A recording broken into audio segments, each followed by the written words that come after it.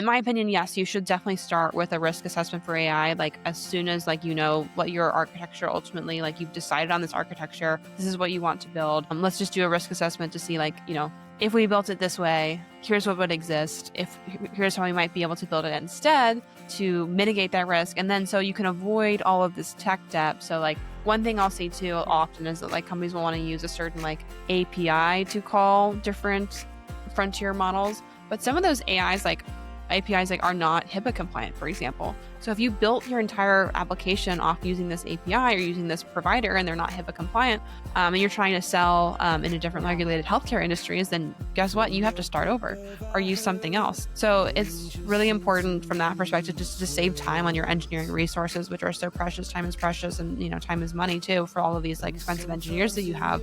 Make sure they're building the right thing. Make sure they're building the right thing you'll need for compliance and security. So it's really important to start early. Allie, thank you for coming on.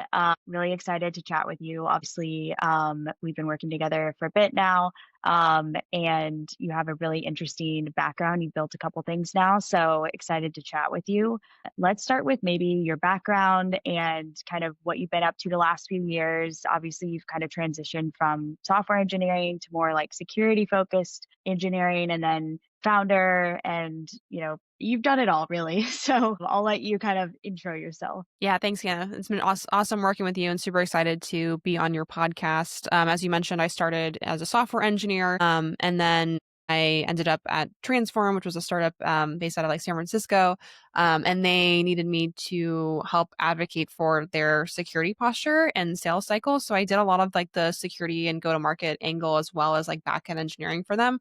And I really enjoyed like wearing all of those different hats. And I was able to see for the first time security as a business enabler. And I really like thrived in that and using like my technical skills to be able to tell this story around our security posture. And it was really cool to see how that helped us sell and helped us like grow revenue. So really loved that experience. We ended up getting acquired by DBT Labs. And then I worked as a security engineer for them. And then I decided to go off on my own because I really liked wearing all of those different hats. And so then I started consulting AI startups on AI security and compliance. I've been doing that for a year now. And then I've recently transitioned into taking those earned secrets from my consultancy and also hosting the Insecure Agents podcast, as well as helping lead the OWASP Agentic Security Initiative, taking all of those earned secrets and returning it into a new product called Verde to help teams build trustworthy AI. You nailed that intro. I feel like you've practiced this a few times.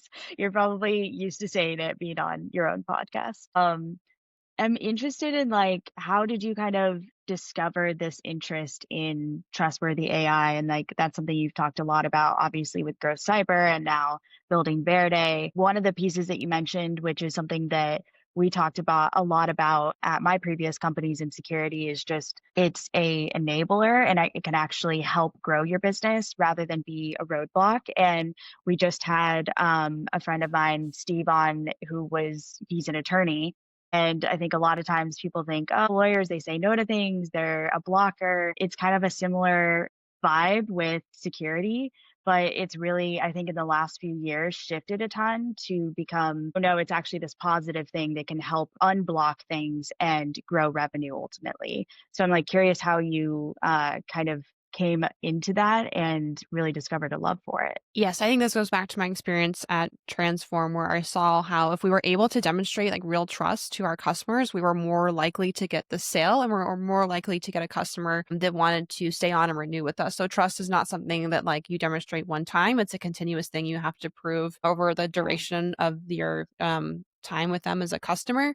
And like you said, it's a huge enabler, and people that aren't able to show trust effectively do see drops in sales, and they have a harder time going to market. So not only does it like help your relations like with your customers, but also like helps, investing in trust helps your product be more secure, which, pays dividends down the road as you continue to add on more features, like you grow, hopefully, as your startup grows and get more people involved. And so like thinking about trust and security early sets you up for success long term, because it's like super hard to bolt that on later. So doing it early and often and like making this a continuous like practice at your organization not only helps you be more secure, but it helps you stand out too amongst competitors. I see this especially like with AI right now. Like there's so many different like AI copycats for different products. Like Yeah. I've seen so many different ones that are going to help you like be like a better like seller, for example, by helping you record your conversation and like coach you on like how to do a better discovery call. Like there's just, I mean, I can't even name them all. There's so many out there right now. There's So if you way like too many AI products. so many, and it's if you wanna stand out, like, how are you gonna do that? Security is a great option to stand out, and I think it's definitely worth investing in for sure. What are some of the like first security practices that all startups, but especially AI startups, need to really think about? Especially, I know you've worked with a ton of really early stage companies in your practice with Growth Cyber. So, what are some of those early practices that they need to just establish from the get go? Yes, first thing to look into is if you've not done, like, an AI security risk assessment, I really recommend starting there just to, like 'cause you can't, like, mitigate a risk that you don't know, like, exists. So, take a look at your architecture or your planned architecture, make a diagram of that, and figure out where sort of, like, the lethal trifecta could exist within your AI application. That's essentially what Verde does, the product I'm building, is, like, we will scan your code base, create an architecture diagram using AI automatically, and then we'll also pinpoint different areas where the lethal trifecta categories could exist within your AI application. So those are untrusted content, ability to externally communicate, and access to private and sensitive data. All of those can come together to essentially create an exploit or data exfiltration, which is things we definitely don't want to have. So I would definitely start with like a risk assessment. If you don't have that AI security expertise in house, it's definitely worth talking to someone like myself or checking out Verde or talking to anybody else in the AI security community, like very like open and happy and willing to like help you with that there. Also great organizations like OWASP and, Atlas Miner, like there's just tons of resources out there for this. So just like go find that. And then also at an early organization, some of the first steps that are important to take is like, don't do anything that's going to slow you down because speed is everything. Like, yes, security is important, but it's also like, I'm not going to sit here and lie and say that it's not a secondary market. Like your product has to come first. You have to go to market. You have to sell. So let's Yeah. not just like do security because we think it's like something we have to do. Like let's do security that's actually meaningful and helpful that helps our business. And so let's not add on anything that's going to compromise our speed early on. So it's really important to security is not a one size fits all. I'll take AI security program at a small startup and I'll look to see like where does most of the risk exist and where's the trade-off on okay, this is worth adding this security layer in here because this is a high enough risk. And also like we don't want to slow the developers down by, burdening them with like different security controls. We want security to be an enabler for them, not a roadblock. So one example, a concrete example of that is if you're using like different like coding agents and like vibe coding tools, because everybody is, make sure that you've Yeah. got different like checks in place to scan the code that those AI agents and like coding agents or coding IDEs are writing for you. There's tons of different vendors that will just like integrate like in cursor for you. So it's like at the time of vibe or whatever, your code can be scanned for security. Of course, like you also can scan on like PRs and like git commits and stuff. So definitely ways to add on security there to help with like sort of like the vibe coding problem. And then another way that I commonly see folks improving their security a lot is by using coding agents within a sandbox. So coding agents are frequently fall victims to remote code execution and data exfiltration. Like they'll read ENVs and find these environment variables by using like commands, like cat commands. Or I just had Johan Rayberger on podcast just right before this, and we had talked about one of his exploits with Claude Code, where he used the ping command to take secrets that he had like grepped out or catted out of a env file and then like pinged them all the way to his like remote server using Claude Code. So like these coding agents for sure are vulnerable to different exploits that will end up like with potential like Yeah. data exploitation risk. So if you put your coding agent in a sandbox where there's only maybe there's ephemeral short-term lived credentials, there's not your like prod environment variables just like sitting around, as if you had this coding agent on your local machine or local server, like maybe then those secrets would exist. So the blast radius is a lot smaller if you are using those coding agents within a sandbox. So that's something to think about as well. Yeah. It's interesting because the risk assessment is really, I mean, I would say that's like getting your physical, your annual physical or your blood test done every year, like needs to be done early and often because if you don't know what's a problem, how can you fix it? So that's it's interesting that it really is. I mean, that just shows the value and importance of it right away, and especially with someone who, has been doing it and is an expert in specifically AI security, because it is a bit of the wild, wild west right now. What are some of the things that, as you've been working with clients and you're going in and you're evaluating their security practices early on, and what are some of the things that you're seeing that are like, okay, this is big red flag, like certain things just you're seeing it often, and it's something that people need to be mindful of as they're, building a company. Yeah, one thing I've seen is over reliance on models to like prevent things like prompt injection, and also like LM guardrails to prevent like prompt injection. I think 2025, a lot of people dubbed as the year of agents. I'm going to dub 2025 as the year of the LLM guardrail because um, every observability platform, every like AI security runtime platform has seemed to like add on LM guardrails, which is like fantastic. And those definitely help. It makes it harder for an attacker to find a prompt injection that works, but it doesn't like stop all of the ones that are out there. Eventually, there will be one that does work. So you need to assume breach and assume that that's going to happen. So it's not enough to just say, okay, like I'm going to use this model, which has gotten a lot better at prompt injection. I don't need to worry about this anymore. Like that's absolutely not the case. And a defense in depth strategy is needed to have a robust AI security posture. So just having the LM guardrail in place, that's a soft boundary, and that's just not enough. We need hard boundaries also, like really well defined permissions, and also things like context aware auth that make sure that the agent can take the action on behalf of the human that's requesting it with the right resources, with the right tools at the right time. So we really need those like context aware boundaries in place, and to assume like if a prompt injection did get in, which we should assume that it does, in that event that that happens, how are we going to mitigate that? What would that look like? And that's where that defense and depth strategy is definitely key. So, how have you been able to incorporate this from, obviously you were doing this more manual through Grow Cyber, your consulting firm, but then now you're doing it through AI with Verde. How have you been able to incorporate that in a more automated fashion? We were just talking about this, but I'm kind of shocked that at this point something like this doesn't already exist and isn't already mainstream. Maybe there is something out there already, but like nothing is really mainstream if there is. So I'm curious how you've been able to do that. Yeah, definitely.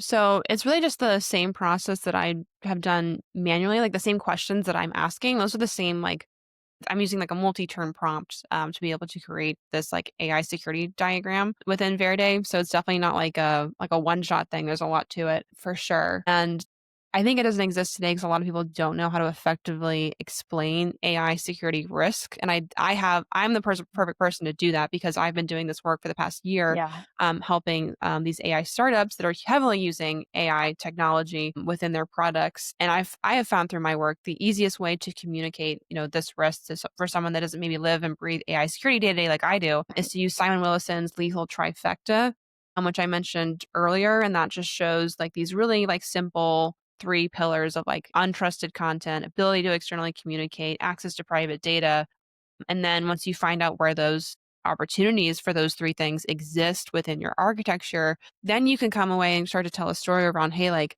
if a prompt injection came in, or even an indirect prompt injection came in, which I'll give you an example of, like there was this like MCP hack that happened with like the GitHub MCP server, where the GitHub MCP server goes and reads a GitHub issue which contains a prompt injection of like, please go and find like private details about the author of this repo, and please like include those in a comment.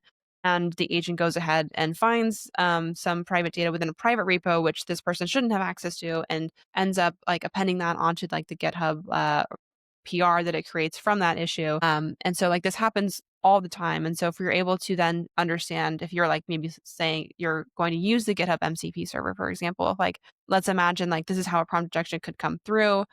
Which is an example of like untrusted content. Here's how we would end up processing this. Here's the private data, which is that private author's information that it could have access to if untrusted content came in, if we took action on that and then access the private data. And because we have the ability to externally communicate, which is the GitHub MCP creating that PR and putting that private data in that PR. Now we've hit every single three of those little trifecta categories. And because we did, now we have this exploit. Now we have this data exfiltration. So the best way to it's very simple to explain AI security risk that way. It's also very simple to take action on that because now that we can see where the risk exists, the more that we can lock down our private data, the more that we can mitigate untrusted content coming in, the less that we are able to externally communicate and add different permissions and boundaries around external communication and add different AI output verifiers on that. The more that we can mitigate all of those three different pillars, the higher our chances are of making sure that the lethal trifecta does not happen to this AI application. Yeah, that's interesting. It is a really, especially, I would imagine, especially with this podcast, a lot of the people that are listening are founders, go to market folks, like not security experts. And obviously, I'm not a security expert either. And so I think it's a lot simpler when you can put it into, really clear terms because I think a lot of people just don't know where to start, especially, you're building an AI product and they know they need to get SOC 2 and, all these other frameworks, but don't necessarily understand the implications, especially down the road with specifically AI security and what needs to be done differently. Yeah, that's interesting. Yeah, 100%. Yeah.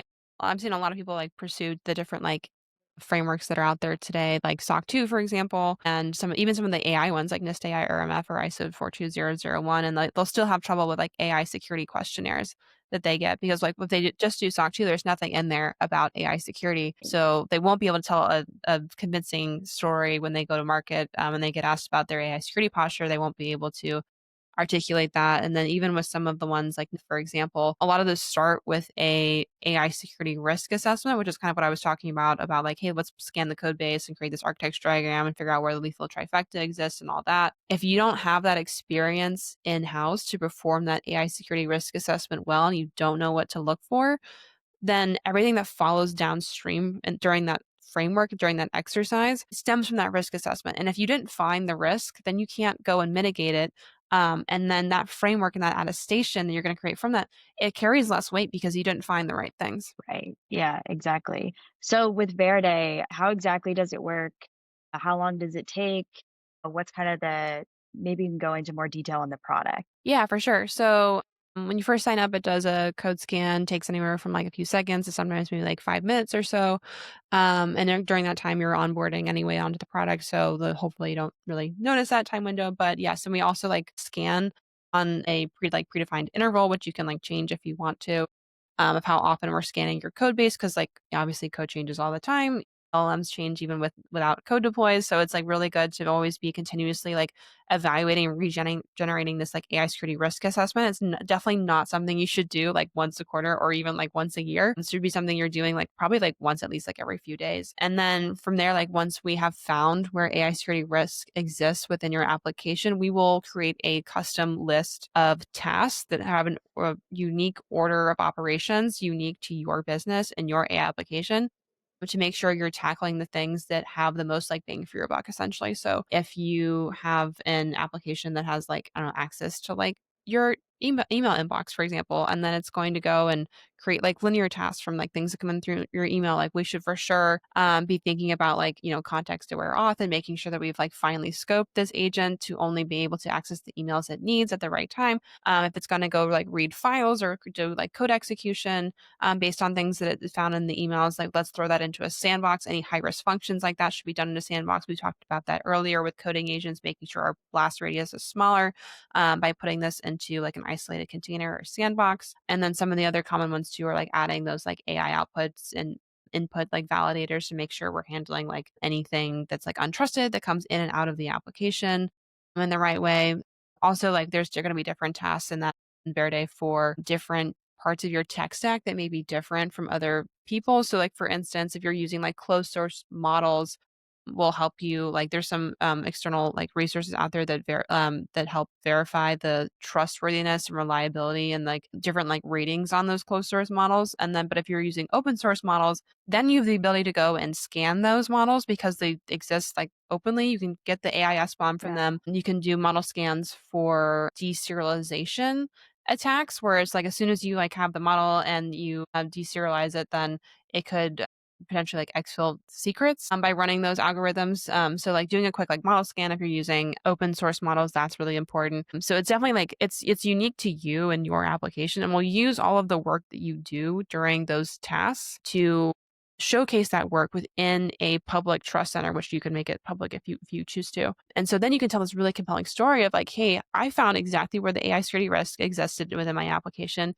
Here's how I fixed it. And I'm even planning to like use some of my relationships I developed in my career over the last year of like maybe integrating with like certain vendors that solve some of these problems like particularly well. We could integrate with them, pull data for them, and say, hey, I'm for sure using context aware auth. I can show you where I'm using this AI SDK within my product. I for sure have guardrails enabled, and I can show you exactly how long I've had that control enabled over this period of time. And so my hope for the industry, which this is a very big bet, but my hope for the industry is we move away from point in time audits because I think they will just lose Yeah. less weight Yeah. over time because AI changes so quickly.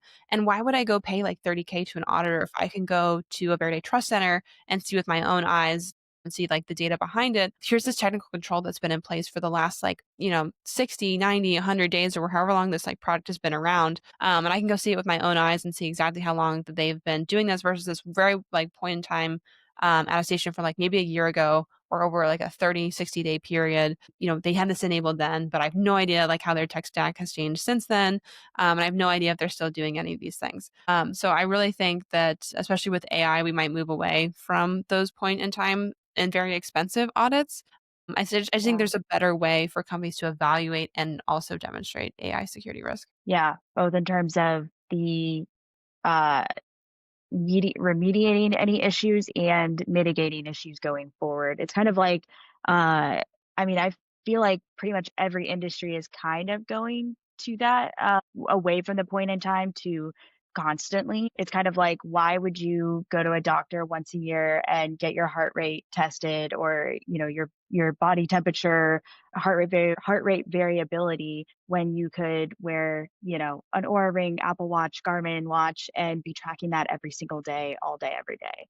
Like, it just makes way more sense. So, what I guess for Verde, like, who's kind of a good fit to work with you through either Go Cyber or Verde? Who are the companies that should really be thinking about partnering with you on these? Yeah, it's a great question. I think a great fit is someone that is an early stage startup and they are heavily focused on using AI within their product. They're AI native. They're building either LM workflows or they're using AI agents and they're in a regulated industry like healthcare or like fintech or like government. These are the industries where they're going to be like sending those AI security questionnaires and asking the hard questions. And so you should really be prepared early and often to be able to discuss AI security in a way that's going to make it clear to them that you are worth taking a bet on. They can trust you. They should adopt you because otherwise you're just definitely going to get blocked in those sales cycles. And having those legacy frameworks like SOC 2 is definitely not enough. Even if they like ask you to get that, you're still going to get sent that AI security questionnaire.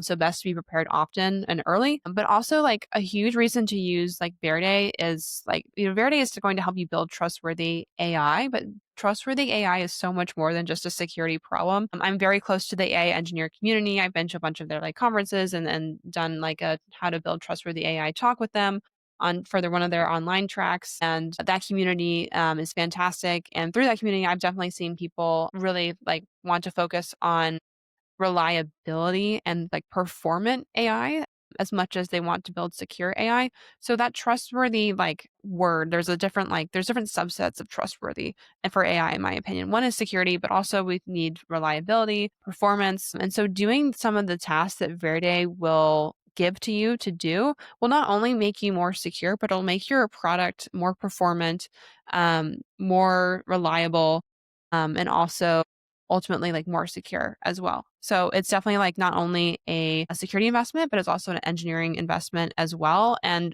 AI that is trustworthy is AI that's revenue generating. Right. And when you say early stage, if an AI company founder is listening to this right now, do they need to be thinking about, oh, I need to go get, all of the typical frameworks like SOC 2, et cetera, first, and then think about AI security? Or does this need to be done kind of in a parallel path, or is this something that they need to come to Verde, get a risk assessment, and then start going after frameworks? Like, what's kind of the natural progression? Yeah, great question. So early stage, like maybe that wasn't like the best like term for me to throw out there, but it's like anyone that's like probably 0 to like 100, 200 different employees. Because there's like security is not like a one size fits all, and I'll often see a wide variety of like where security and compliance like intersects with different like companies' needs.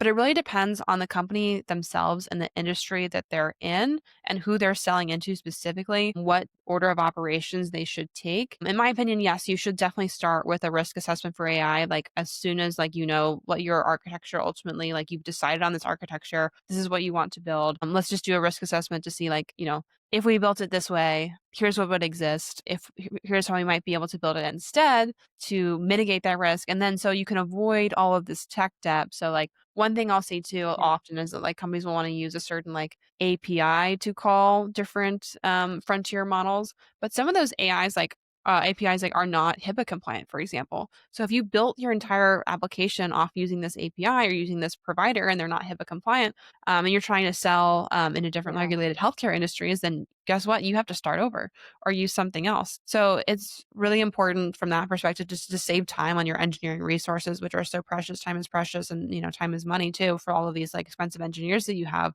Make sure they're building the right thing. Make sure they're building the right like thing you'll need for compliance and security. So it's really important to start early in that form and fashion.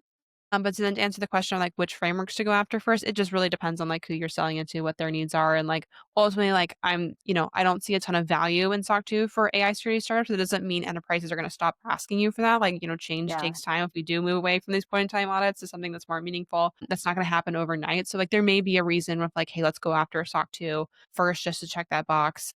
But then, you are going to get those AI security questionnaires guaranteed, like along with that, like either once you like get the questions about SOC 2 or shortly after. Especially because like more enterprises are getting educated, they're getting savvier. They're also aware of these different like exploits that have now happened with a lot of different coding agents and software products out there. So they're starting to ask more questions. So definitely expect that and have a plan for it. Yeah.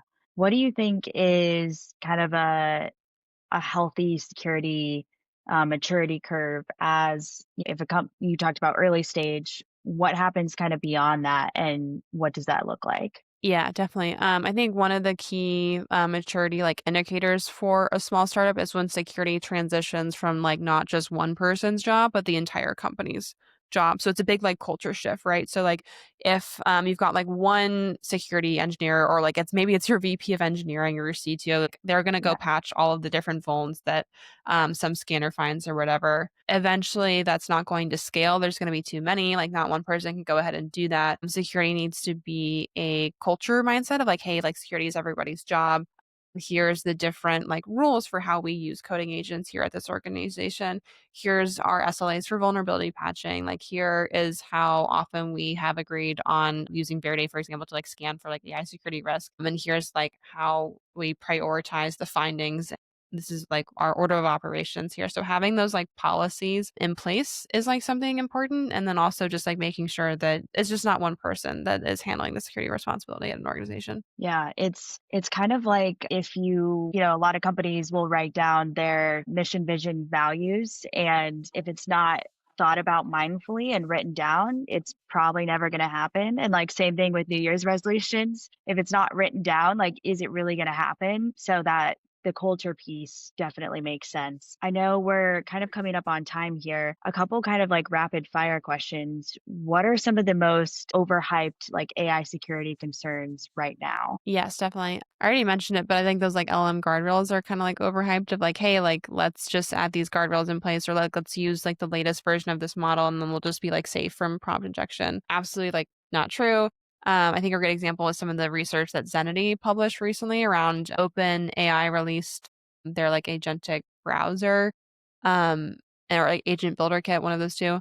And they had different like guardrails in place to like check for different like malicious like inputs and things, like PII checks and like other ones as well. And Zenity was able to like bypass those just by using like special characters or using like hidden characters. So it's definitely something that's still happening. You should expect the prompt injection to get through, like assume breach is a Yeah. healthy like security model to like have in place and then to really build a defense in depth solution around that. Yeah. What is like the most underhyped or ignored risk, you would say? I think one of the most like ignored risk is goal manipulation for agents. So agents are really good at doing whatever that they want to do. Like they will like ruthlessly pursue the task that they were given. They will find a way to accomplish the task at hand. I think a great example of that is the Google's like anti-gravity, some of those vulnerabilities that came out recently where someone was able to use the run command that was a part of Google anti-gravity to exfil different secrets.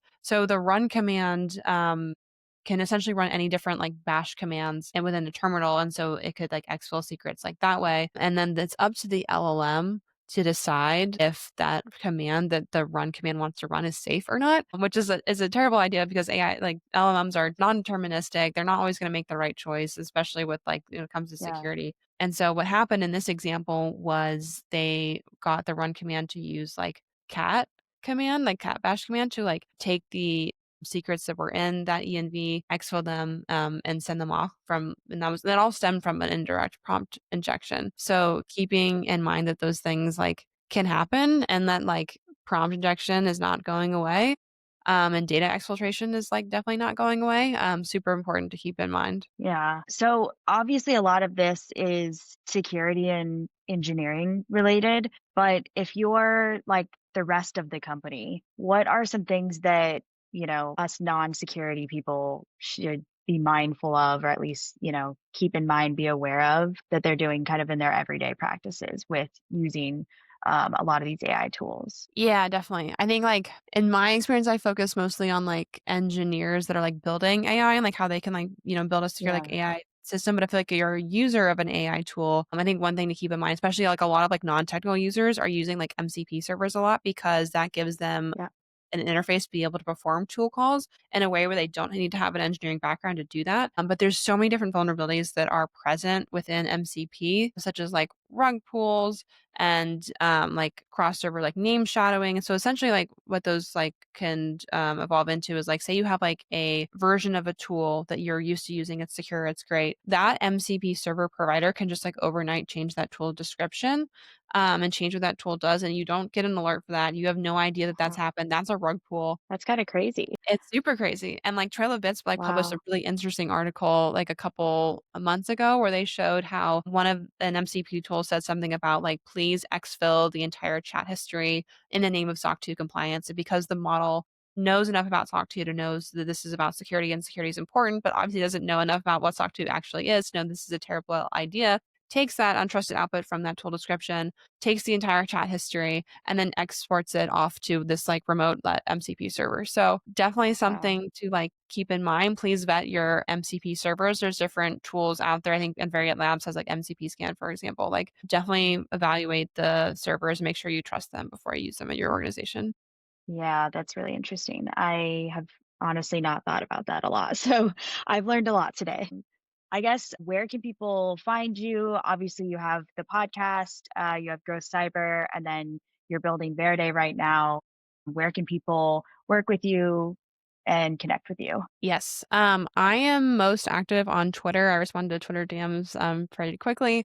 Probably the best way to reach me. My handle is at VBTA House. So it's a little nod to Virginia Tech, my alma mater. So yeah, V is in Virginia, T is in Tech, AHOWE. That's my Twitter handle. I'm also on LinkedIn. I've got my websites too within my Twitter bio. Okay, perfect. Thank you so much for coming on. This was really fun. I learned obviously a lot, and there's so much complexity to all of this, and especially as I feel like MCPs weren't even that big however long ago, within the last couple of years. So there's just so many big changes that it's almost kind of a little overwhelming to keep up with all of the security side of this. So makes it all the more important for people like you to be out there building, things to keep companies and ultimately people safe, and be learning more about this and helping companies. So thanks for coming on. Awesome. Thank you so much for having me.